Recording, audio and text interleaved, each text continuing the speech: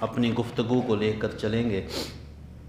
9ویں بات جو علماء نے بیان کی اور علماء نے لکھی ہے، اسلام اور سائیکالوجی کے حوالے سے کہتے ہیں کہ اگر ہمارا بچہ جھوٹ بولتا ہے تو اس کو ایک کی بجائے ہم اکثر زیادہ القاب دے دیتے ہیں، زیادہ لفظوں کے ساتھ بچے کی تذلیل کرتے ہیں۔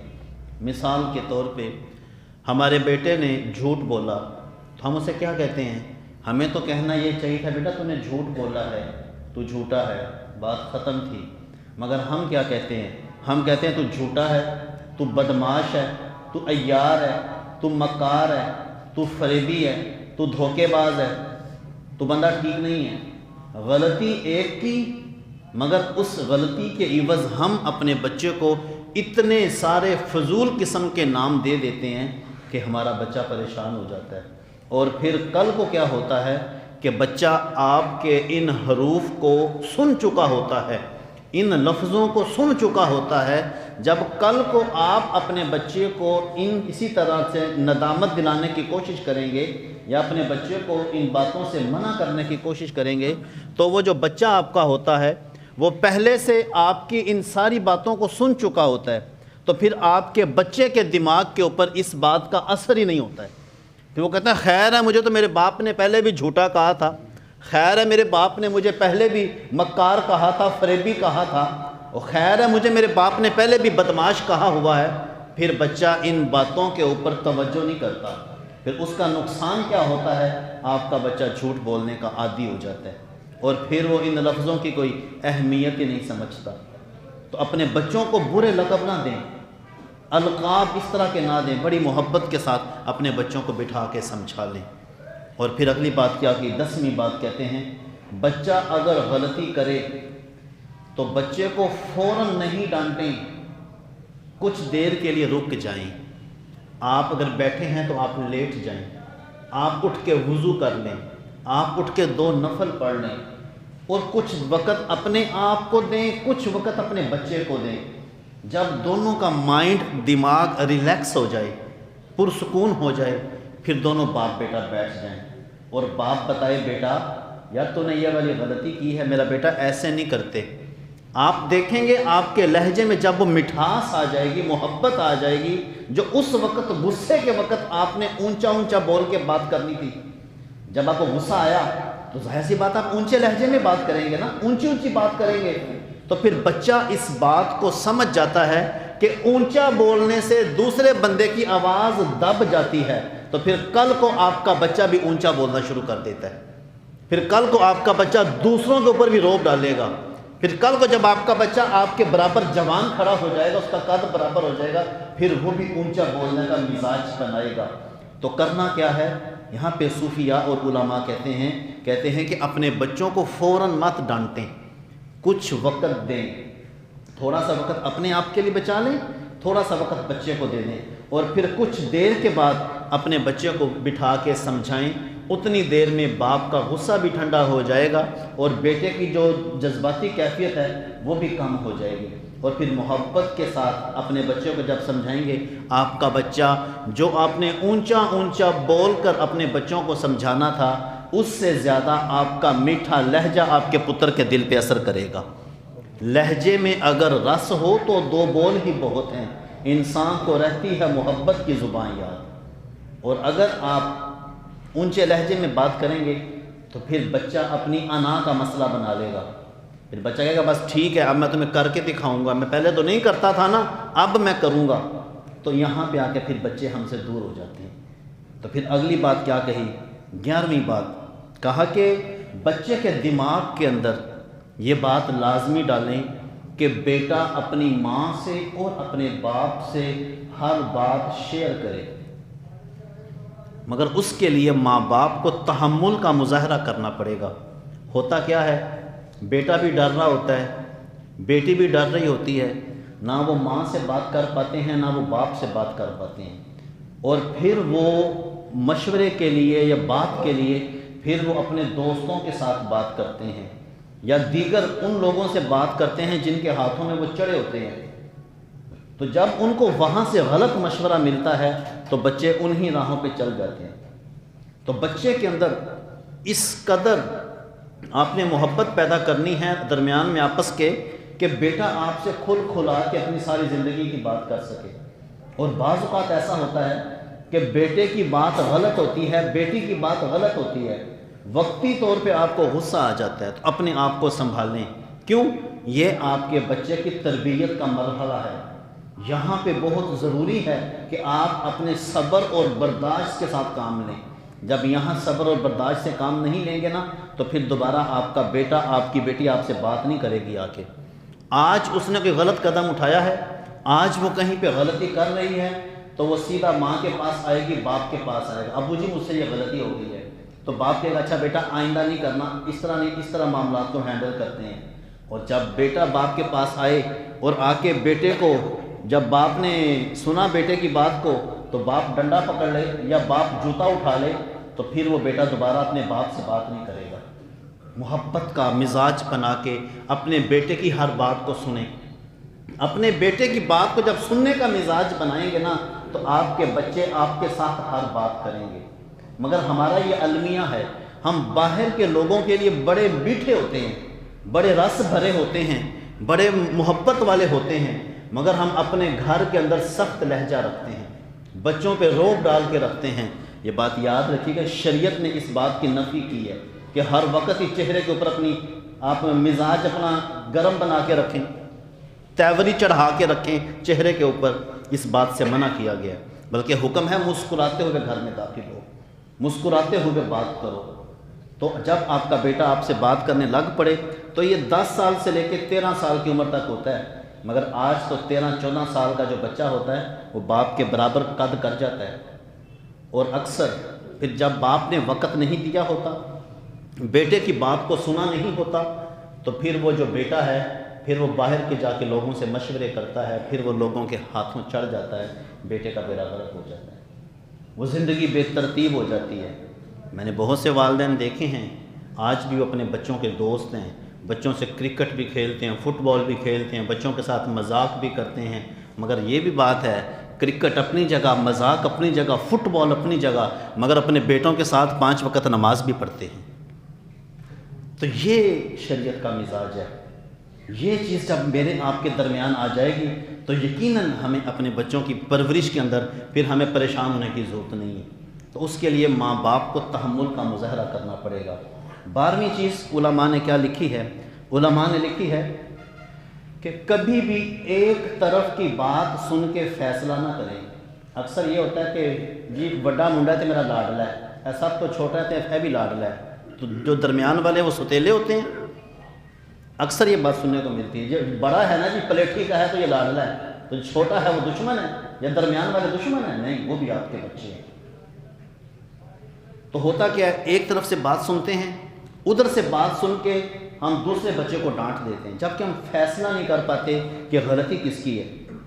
ہونا یہ چاہیے بات سنیں، دونوں طرف سے بات سنیں، دونوں طرف سے بات سننے کے بعد پھر فیصلہ کریں غلط کون ہے، پھر جو غلط ہے اس کو ڈانٹیں، اس کے اوپر گواہ طلب کریں۔ ہاں بیٹا، پھر آئندہ کیا ہوگا، نیکسٹ جب بھی آپ کا بچہ آپ کو کوئی شکایت لگائے گا تو وہ بچہ 100 مرتبہ سوچے گا میرے ابو تو موقع پہ گواہ بھی مانگ لیتے ہیں، میرے ابو تو موقع پہ پوچھ لیتے ہیں بلا کے دوسروں کو بھی اس کی غلطی ہے کہ اس کی غلطی ہے، مگر ہم لوگ ایک بچے کی بات سن کے دوسرے بچے کے ساتھ زیادتی کر جاتے ہیں۔ جب دوسرے بچے کے ساتھ ہم زیادتی کرتے ہیں، پھر بچے کے سینے میں حسد پیدا ہوتا ہے بھائیوں کے خلاف، پھر بچے کے سینے میں بہن کے خلاف نفاق پیدا ہوتا ہے، پھر بچوں کے سینے کے اندر بہن بھائیوں کی نفرت جنم لیتی ہے۔ تو یہ پودا جو بڑے ہو کے پروان چڑھتا ہے، یہ ماں باپ نے خود لگایا ہوتا ہے، ناانصافیاں کر کے۔ جہاں کے ججز کرپٹ ہونا تو وہاں کی عدلیہ کا بیڑا غرق ہو جاتا ہے۔ تو گھر کے ججز آپ لوگ ہیں، گھر کی عدلیہ بھی آپ ہیں، اور وہ بچے آپ کے رحم و کرم کے اوپر ہیں۔ اب جیسا فیصلہ آپ گھر کے اندر کریں گے، کل کو آپ کے بچے کے اوپر وہی اثر کرے گا۔ تو اپنے بچوں کے ساتھ زیادتی نہ کریں، اپنے بچوں کے معاملات کو دیکھیں، چاہے چھوٹا ہے چاہے کوئی بڑا ہے، دیکھیں کہ غلطی کس کی ہے، جس کی غلطی ہے اس کو اسی بات کے اوپر ڈانٹ ڈپٹ کی جائے، مگر کس طرح سے کی جائے؟ جیسے میں نے پہلے بتایا ہے، فوراً نہ ڈانٹیں. آواز اونچی ہوگی، بچے کے دماغ میں یہ بات آئے گی. اونچا بولنے سے دوسروں کی آوازیں دب جاتی ہیں، پھر آپ کا بچہ بھی اونچا بولنا شروع کر دے گا. ان انکر الاصوات لصوت الحمیر، قرآن کہتا ہے سب سے بری ترین جو آواز ہے وہ گدھے کی آواز ہے. کیوں؟ کیونکہ وہ اونچا بولتا ہے. میرے رب کو یہ آوازیں پسند نہیں ہیں، اونچے بولنے والی آواز میرے رب کو پسند نہیں ہے. اگلی بات کہا کہ اگر، بلکہ اسی بات کے اندر ایک اور بات لکھی ہے، کہتے اکثر بچے ایک دوسرے بھائی کو یا بہن کو مار پڑوانے کے چکر میں جھوٹ بول جاتے ہیں، حالانکہ وہ کام اس نے نہیں کیا ہوتا. تو اس بات پہ بھی آپ نے توجہ کرنی ہے. پہلے پوری تحقیق کرنی ہے، تحقیق کرنے کے بعد پھر اپنے بچے کو ڈانٹنا ہے، پھر آپ نے اپنے بچے کو سمجھانا ہے. اگلی بات کیا کی علماء نے؟ 12ویں بات علماء نے لکھی ہے. 13ویں بات کہتے ہیں کہ اپنے بچے کی جو صحبت ہے نا، صحبت، اس کا خاص طور پہ خیال رکھیں. آج کل کیا ہوتا ہے، بیٹا کہتا ہے ابو جی میں نا آج فلاں دوست کے گھر جا رہا ہوں، میں وہاں بیٹھ کے کمپیوٹر پہ کام کرنا ہے، میرے پاس لیپ ٹاپ نہیں نا ہے، تو میں نے وہاں بیٹھ کے اپنے دوست کے ساتھ نا یعنی کہ ٹائپنگ کرنی ہے، یا میں نے بکس کو شیئر کرنا ہے. اکثر یہ بچہ اپنے والدین سے یہ بات بول کے گھر سے چلا جاتا ہے، پوری رات دوست کے ہاں گزارتا ہے. یہ انتہائی غلط کام ہے. آپ کا بچہ کسی کے ہاں جا کے کیوں رات گزارے؟ سارا دن پڑھنے کے لیے تھوڑا ہے. یہ کون سی بات ہے کہ پوری رات دوست کے ہاں چلا گیا، پتہ نہیں دوست کے ہاں کیا ہو رہا ہے، پڑھائی ہو رہی ہے یا وہاں پہ جا کے ہم شریعت کی دھجیاں اڑائی جا رہی ہیں، یا وہاں پہ کوئی ایسا کام کیا جا رہا ہے جس کی وجہ سے ماں باپ کل کو پریشان ہوں. اور اکثر ایسا ہوتا ہے، ماں باپ کل کو پریشان ہوتے ہیں. دوست احباب بیٹھے ہوتے ہیں گھر میں، یہ پتہ ہے کہ جی وہ دوست کے پاس پڑھنے کے لیے گیا ہے، نہ باپ کی توجہ ہے نہ ماں کی توجہ ہے، بس وہ اعتماد کے اندر مارے جاتے ہیں. اندھا اعتماد نہیں کرنا. اندھا اعتماد تبھی کرنا ہے جب تمہیں اپنے پتر کا پتہ ہو میرا پتر کبھی بھی شریعت کا باغی نہیں ہو سکتا. مگر اس کے لیے ہم کیسے کسی کی وہ کر سکتے ہیں؟ اس معاشرے کے اندر ہم اپنی قسم نہیں دے سکتے، کسی کی کہاں سے دیں گے؟ 1 منٹ میں بندہ پھسل جاتا ہے، پتہ چلتا ہے جتنے فتنے ہیں. تو کبھی بھی اپنے بچے کی صحبت کے اوپر ہمیشہ نظر رکھے. میرے حضور نے فرمایا ہر شخص جو ہوتا ہے، دوست ہوتا ہے، وہ اپنے دوست کے دین کے اوپر ہوتا ہے. اب جیسی اس کو صحبت ملے گی اس بچے کے اوپر ویسا ہی رنگ چڑھ جائے گا. اور پھر اگلی بات 14ویں بات کیا فرمائی؟ کہا کہ اپنے بچوں سے محبت کا اظہار کرتے رہیں. اب بچوں سے محبت کا اظہار کرنا، باپ کہتا ہے روک کام ہو جائے گا، شریعت کہتی ہے اظہار کرو، مگر کوڑا بھی لٹکا کے رکھو. دوست بھی بنو، کوڑا بھی لٹکا کے رکھو. اپنے بچوں کے ساتھ محبت کا اظہار کرنا. میرے حضور تشریف فرما تھے اور میرے حضور امام حسن اور امام حسین کو چوم رہے تھے، بوسے لے رہے ہیں، کبھی ماتھے کا بوسہ لیتے، کبھی گال کا بوسہ لیتے ہیں. میرے حضور ان کو چوم رہے تھے. تو کہتے ہیں اتنے میں ایک اعرابی آیا اور آ کے عرض کرتا ہے کہ آپ اپنے بچوں کا بوسہ بھی لیتے ہیں؟ مجھے میرے رب نے 10 بچے عطا کیے ہیں، میں نے تو کبھی اپنے کسی پتر کو چوما ہی نہیں. اس کی وجہ کیا تھی؟ اس کی وجہ یہ تھی عرب جو معاشرہ تھا وہ ظالم معاشرہ تھا. وہ جو باپ اپنے بچوں کو چومتا تھا اسے وہ نرم دل خیال کرتے تھے، یہ بندہ نہیں ٹھیک ہے. سخت دل ہونا ان کے ہاں یعنی کہ عزت کی علامت تھی. جیسے ہمارے ہاں آج جھوٹا، کرپٹ اور غلط بندہ جو ہوتا ہے وہ سیاست کے اندر ہوتا ہے، اور اس کے ساتھ سلام دعا ہونا یا اس کا ہمارے گھر میں آ جانا یا اس کے ساتھ ہماری سیلفیاں بن جانا ہمارے لیے بڑی عزت کا مقام ہوتا ہے. جھوٹے اور کرپٹ بندے کے ساتھ آج ہمارے معاشرے کا یہ المی ہے، اور ہم بڑا اپنے آپ میں فخر محسوس کرتے ہیں. بیٹا نہیں فخر محسوس کرتا تو باپ کے ساتھ کھڑا ہو کے سیلفی نہیں بناتا، بڑے بھائی کے ساتھ کھڑا ہو کے سیلفی بنانے میں فخر محسوس نہیں کرتا، کیونکہ وہ محبتیں اندر ہوتی نہیں ہیں نا. تو اس وقت عرب معاشرے کے اندر یہ چیز تھی، وہ لوگ سخت مزاج ہوا کرتے تھے. عرض کرتا ہے میں نہیں چومتا، میرے 10 بچے ہیں، میں نے کبھی اپنے کسی بچے کو نہیں چوما، اور آپ ان بچوں کو بوسے دے رہے ہیں. تو میرے حضور کا چہرہ جلال کے ساتھ سرخ ہو گیا، اور میرے حضور نے فرمایا اگر خدا نے تیرے دل سے رحم نکال لیا تو میں کیا کروں؟ کہا اگر رب نے تیرے دل سے رحم ہی نکال لیا ہے نا تو میں کچھ نہیں کر سکتا. یہ شفقت بھی نکل گئی، محبت بھی نکل گئی. تو ظالم شخص ہے جو اپنے پتر کا بوسہ نہیں دے سکتا، اپنے بیٹوں کو نہیں چوم سکتا، تو اور تو نے جا کے کس کو چومنا ہے؟ سگی اولاد کو بندہ چومتا نہیں، اور آج کل منہ بولے بیٹوں کے ساتھ پیار زیادہ ہوتا ہے، سگی اولاد سے پیار کم ہوتا ہے۔ منہ بولے بھائی بھی بنے ہوئے ہیں، منہ بولے بہنیں بھی بنا رکھی ہیں، اللہ اکبر، عجب قسم کا ہمارے اندر یہ معاملہ ہے۔ سگے بہن بھائی بیچارے محبت کو ترس جاتے ہیں، اور لوگوں کے گھروں میں جا کے ہم شفقت اور پیار بانٹتے پھرتے ہیں۔ یہ ہمارے معاشرے کا حال ہے۔ تو کہا کہ اپنے بچوں کے اوپر شفقت کرو، اپنے بچوں سے پیار کا اظہار کرو۔ اور اگلی بات کیا فرمائی؟ 15ویں بات علماء نے لکھا، یہ بہت بڑی بات ہے، اگر اس بات پہ آپ توجہ کریں، کہتے ہیں کہ اپنے بچوں کو رزق حلال کھلاؤ، اپنے بچوں کو رزق حلال کھلاؤ۔ اور جن بچوں کو رزق حرام کھلایا گیا ہوگا نا، کل میدان محشر میں وہی بچے آپ کا گریبان پکڑ لیں گے۔ سگا بیٹا باپ کا گریبان پکڑ کے کھڑا ہوگا، سگی بیٹی باپ کا گریبان پکڑ کے کھڑی ہوگی، اور اللہ کی بارگاہ میں کہے گی، یا بار الہا، اگر آج میں گنہگار ہوں تو اپنے باپ کی وجہ سے ہوں، یہ حرام کما کے لاتا تھا، مالک کائنات یہ دھوکے دے کے پیسے کما کے لاتا تھا، اس نے رزق حرام کمایا ہے۔ 8 گھنٹے ڈیوٹی میں سے 6 گھنٹے ڈیوٹی کرتا تھا، پیسے 8 گھنٹے کے لیتا تھا، وہ 2 گھنٹے جائز نہیں ہے نا، کیسے لے سکتے ہیں؟ جتنا کام آپ سے کہا گیا ہے، جتنا کام کیا اتنا معاوضہ آپ کو اپنا اتنی رقم وصول کرنی پڑے گی، مگر ہم نہیں، ڈیوٹی 2 گھنٹے کرنی ہے، پیسے 8 گھنٹے کے لینے ہیں۔ یہ ہمارے معاشرے کے اندر یہ چیز ہے۔ مستری ہے، صبح 8 بجے آئے گا، شام کو 5 بجے جائے گا، 4 گھنٹے کام نہیں کرتا، کبھی سگریٹ پیے گا، کبھی چائے پیے گا، کبھی بہانے سے کھانا کھانا چلے جائے گا۔ ہر بندہ جہاں جہاں پہ بھی جس جگہ پہ بھی موجود ہے، اس کو اس بات پہ سوچنا چاہیے، جو ڈیوٹی ہے اس کے تو نے جو رقم تجھے پوری مل رہی ہے، ڈیوٹی بھی پوری ہی کرنی پڑے گی۔ کہا مالک کائنات یہ مجھے حرام کھلاتا تھا، اس کا گریبان ہے، اور باپ کا گریبان بیٹے نے پکڑا ہوا ہے اور اللہ کی بارگاہ میں لے کے جا رہا ہے۔ ذرا سوچیں وہ ماں باپ جو اپنے بچوں کے لیے رزق حرام کماتے ہیں، کہ کل کو وہی اولاد آپ کا گریبان پکڑ کے اللہ کی بارگاہ میں لے کے جائے گی۔ اور اگلی بات کیا کہے گی؟ خالی یہاں پہ بات ختم نہیں ہوگی، اور کہے گی اے اللہ میرے اس باپ کو آج دگنا عذاب دے، اس کو دگنا عذاب دے، اگر اس نے ہمیں رزق حلال کھلایا ہوتا تو آج میں تیرے محمد کا غلام ہوتا، اس نے ہمیں کھلایا ہی نہیں ہے، اس نے ہمارے لیے بندوبست ہی نہیں کیا، یہ بس کوشش کرتا تھا جہاں سے مرضی آ جاتا تھا۔ آج کی ماں اپنے بیٹے سے پوچھنا شروع کرے پتر کتوں کما کے لے آئے ہیں، تو بہت سارے جرم کم ہو جائیں گے۔ آج کی بہن اپنے بھائی سے پوچھنا شروع کرے بھائی کہاں سے کما کے لائے ہو، کیسے کمایا ہے۔ ماں اپنے بیٹے سے پوچھنا شروع کرے پتر کہاں سے کمایا ہے۔ بیوی اپنے شوہر سے پوچھے کسی کا حق تو نہیں مار کے آئے، ہمیں تھوڑا کھلا لینا، رزق حلال کھلا لینا، ہمیں حرام نہ کھلانا۔ مگر آج کی نہ ماں پوچھتی ہے، نہ بہن پوچھتی ہے، نہ باپ پوچھتا ہے، نہ ہی بیوی پوچھتی ہے۔ تو پھر اس کا ہوتا کیا ہے؟ ہمارے بچے جو ہیں وہ یعنی کہ نافرمان بھی ہو جاتے ہیں، اور کل کو یہی ہمارے بچے ہمارے مرنے کے بعد نہ دعا کریں گے، نہ قرآن پڑھیں گے، بلکہ میدان محشر میں ہمارا گریبان پکڑ کے اللہ کی بارگاہ میں لے کر جائیں گے۔ تو آج اس بات پہ توجہ کر لیں، آج اس بات پہ غور کر لیں۔ اگلی بات کیا فرمائی؟ فرمایا اپنے بچوں کو سخی بناؤ، اپنے بچوں کو کنجوس نہ بنانا۔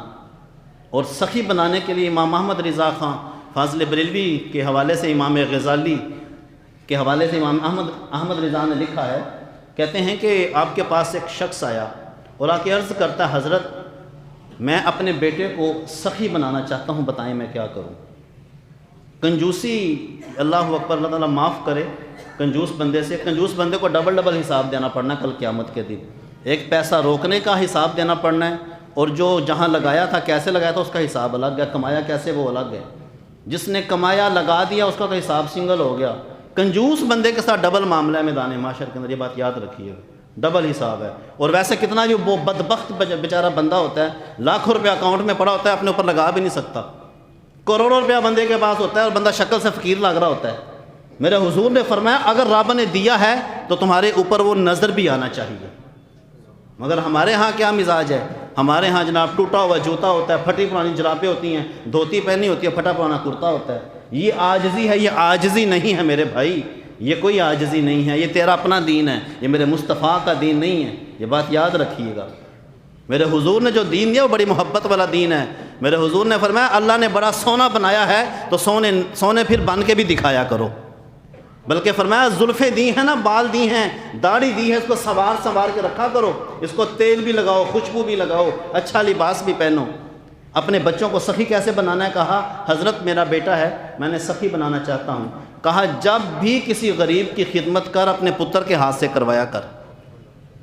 جب بھی کسی غریب کو پیسے دیں تو ہم کیا کہتے ہیں؟ جا بیٹا جا، کیا ہے اللہ تیرا بھلا کرے گا۔ اور سخت لہجہ فقیروں کے ساتھ ہم اپنے بچوں کے سامنے برتتے ہیں تو پھر کل کو وہی بچے ہمارے فقیروں کے ساتھ وہی زبان استعمال کرتے ہیں۔ کسی فقیر کو، کسی آنے جانے والے کو جو پیشہ ور ہے ان کی بات نہیں کر رہا، پیشہ ور سے بھی کوشش کریں آپ دھیمے لہجے میں ہی بات کریں، اور ان کو بھی آپ یعنی کہ کچھ دے نہیں سکتے تو کم از کم اچھی دعا دے کے رخصت کر سکتے ہیں، مگر پھر بھی احتیاط ضروری ہے، کیونکہ اللہ تعالیٰ کی مخلوق کا پتہ نہیں کس کس رنگ میں موجود ہے، وہ بہتر جانتا ہے۔ ان معاملات میں بڑی احتیاط کی ضرورت ہے۔ کیوں؟ جب اللہ نے تجھے دیا، مجھے دیا، ہمارے عملوں کے مطابق دیا نہیں، ہمارے عملوں کے مطابق ملتا ہمارے پلے کچھ نہ ہوتا، یہ اس کے فضل سے مل رہا ہے جو ہمارا آج نظام چل رہا ہے، اس کے فضل سے مل رہا ہے۔ تو اپنے بچوں کو جب کسی کو دیں تو اپنے بچوں کے ہاتھ سے دلوائیں، اس کا اثر کیا ہوگا؟ آپ کے بچے کل کو سخی ہو جائیں گے، کنجوس نہیں ہوں گے۔ اپنے بیٹے کو 1 روپے کی بجائے 2 روپے دیں، کہا بیٹا 1 روپیہ تیرا، 1 روپیہ کسی غریب پہ خرچ کرنے کے لیے۔ مگر ہم تو دوسروں کا بھی حق کھینچ کے لا کے بچوں کو دے دیتے ہیں۔ کہا اپنے بچوں کو سخاوت سکھاؤ، اپنے بچوں کو سخی بناؤ۔ اور پھر اگلی بات کیا فرمائی؟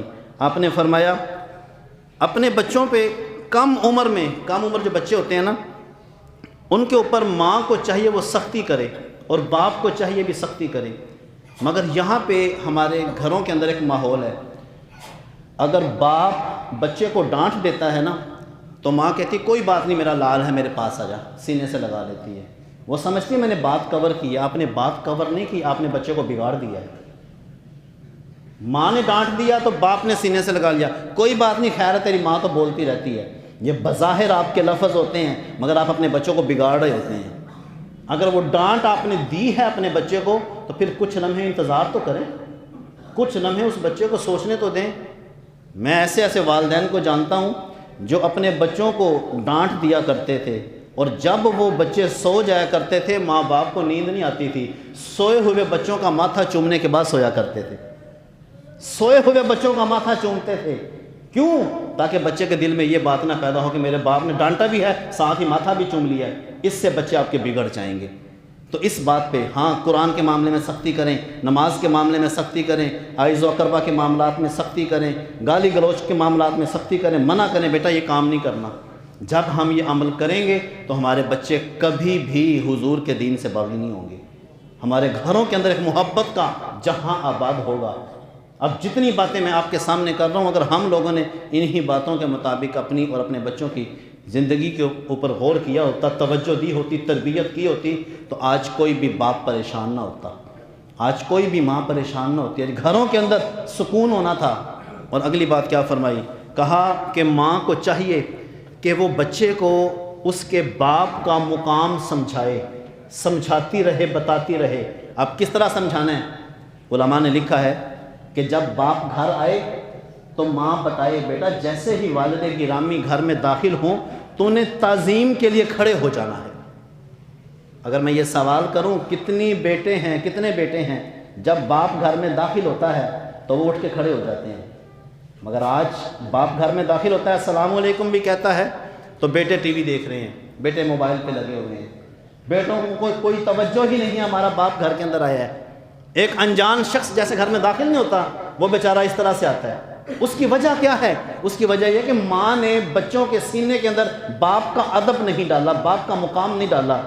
میرے حضور تشریف فرما تھے کہ بیٹی آ گئی سیدہ فاطمہ الزہرا سلام اللہ علیہا، جیسے ہی بیٹی آئی میرے حضور کھڑے ہو گئے، میرے حضور کھڑے ہو گئے، میرے حضور نے بیٹی کا استقبال بھی کیا اور پھر بیٹی کا ماتھا بھی چوما اور پھر بیٹی کو اپنی مسند پہ بھی بٹھایا۔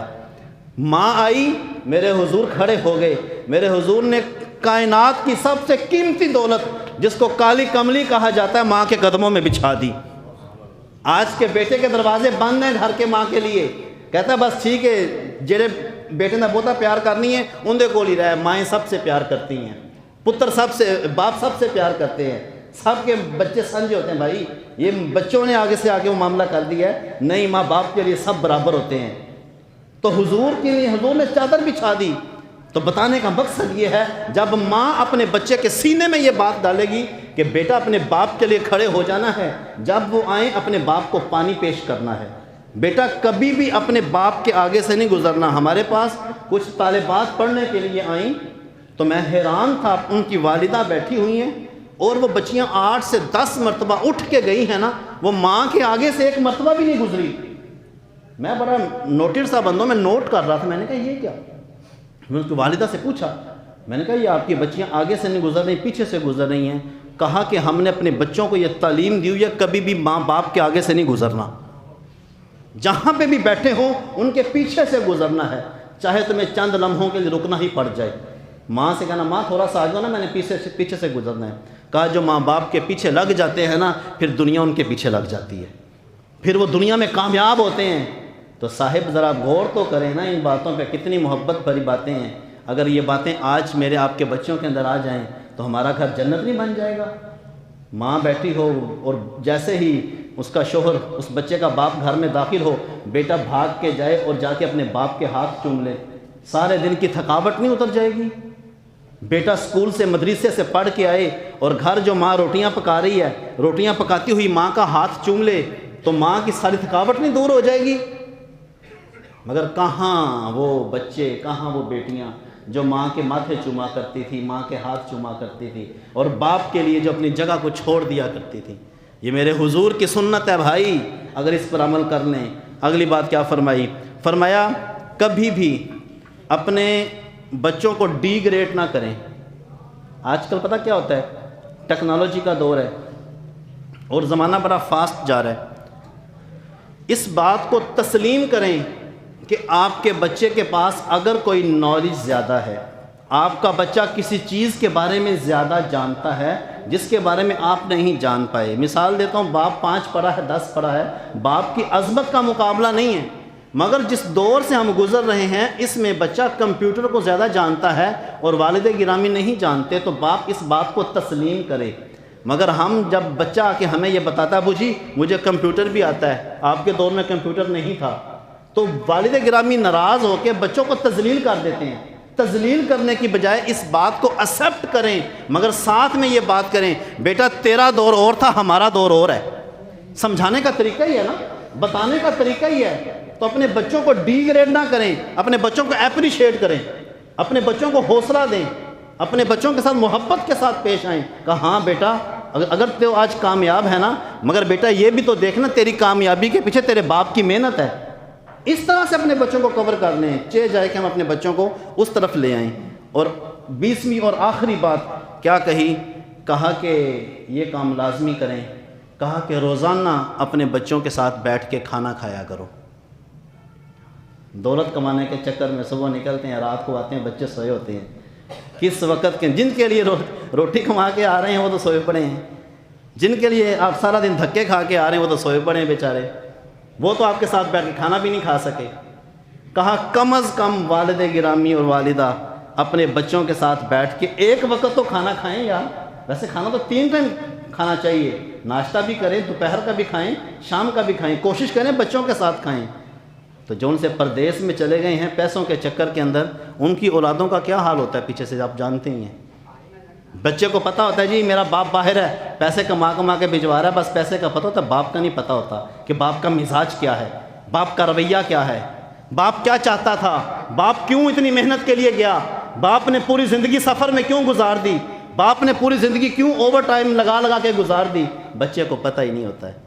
تو میں کہتا ہوں یار آج ہر باپ کی یہ حسرت ہے، بوڑھے باپ کی، جس کی اولاد کما رہی ہے، وہ یہ چاہتا ہے کہ میرا پتر میرے ساتھ بیٹھ کے ایک وقت کا کھانا ہی کھا لے۔ اور یہ ایک تلخ حقیقت ہے۔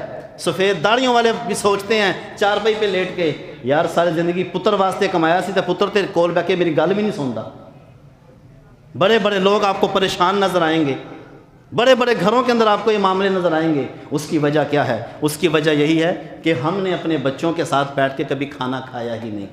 اور اگر مزاج ایسا ہو، باپ بھی بیٹھا ہے، بیٹا بھی بیٹھا ہے، ماں بھی بیٹھی ہے، تیرانی بھی بیٹھی ہے، تیرانی تلاوت کر دے، पुत्र उठ के एक छोटी सी नात पढ़ दे, माँ दुआ करवा दे और बाप कहे चलो जी बिस्मिल्लाह पढ़ के खाना शुरू करो। मैं कहता हूँ आप ये अमल 3 वक्त अपनी ज़िंदगी के अंदर शामिल कर लें, अल्लाह तबारक व तआला की ज़ात मेरे आपके बच्चों को आशिक़ रसूल बना देगी। मगर करें तो सही, करें तो सही। मगर नहीं, हम सुबह निकलते हैं, रात को आते हैं, बल्कि बाज़ का 2-2 3-3 दिन काम काज के अंदर लगा देते हैं। जिनके लिए कमा रहे हैं उनको ही वक़्त ना दिया। एक बंदा घर के अंदर पौधा लगा दे ना, या एक बंदा बाग ख़रीदता है और वहाँ पे बीज डाल के उसको भूल जाए, तो बाद में तवज्जो भी ना करे, पानी भी ना दे, वहाँ पे आके गोडी भी ना करे, तो फिर दरख्तों का क्या हाल होता है? फिर दरख्त सूख जाया करते हैं। तो मेरे भाई इसी तरह औलाद है, ये औलाद बड़ा मीठा मेवा है।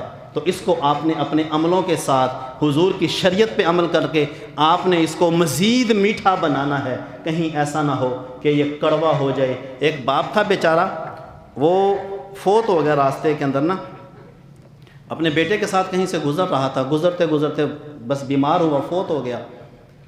उसके बेटे ने जंगल में दफन किया और जंगल में दफन करके चला गया। फिर वापस वहाँ से गुज़रा तो फिर ऐसे ही गुज़र गया। वो किसी शख्स को ख्वाब के अंदर वो बुज़ुर्ग मिले और कहने लगे मैं अपने बेटे के साथ था, फ़लाँ जगह मेरी कब्र है, मेरा बेटा कल यहाँ से गुज़रा है तो बग़ैर दुआ के ही गुज़र गया है। मेरे बेटे को ये पैगाम देना, बेटा अगर मेरी जगह तू दफन होता ना, रात के 4 भी बजे होते, तेरा बाप तेरी कब्र पे दुआ करके जाता। आज पुत्रों का यही मिजाज है, कब्रिस्तान से गुज़रते हैं अस्सलाम वालेकुम बाबा जी, बस दूर से अस्सलाम वालेकुम व रहमतुल्लाह, दुआ दूर से खड़े होके हम लोग हाथ हिला के अपने माँ बाप को सलाम कर देते हैं। अगर हमारे जगह पे अगर हम लोग कब्र के अंदर होते, हमारे माँ बाप बाहर होते, तो भाई फिर दूर से हाथ नहीं होना था, फिर बाप ने भी आना था, माँ ने भी आना था और आकर पुत्र की कब्र को चूम के सलाम करना था। तो ये मोहब्बतें कहाँ से आनी हैं? ये मोहब्बतें भाई हुजूर का दीन पढ़ने से आनी हैं। तो ये जो 20 बातें आपके सामने रखी हैं, इन बातों पे तवज्जो ज़रूर कीजिएगा। तरबियत औलाद नशिस्त आज अल्हम्दुलिल्लाह 3री नशिस्त थी, इंशाअल्लाहुल अज़ीज़ 4थी नशिस्त अगले जुमे को यहाँ पे इंशाअल्लाह इसी तरह इनेकाद पजीर होगी। शफ़क़त फरमाइएगा, वक़्त के साथ आइएगा। इसमें आपके बच्चों का और आपके घरों के सुकून के मामलात हैं। अल्लाह पाक मुझे आपको सुना कर तौफ़ीक़ अता फ़रमाए।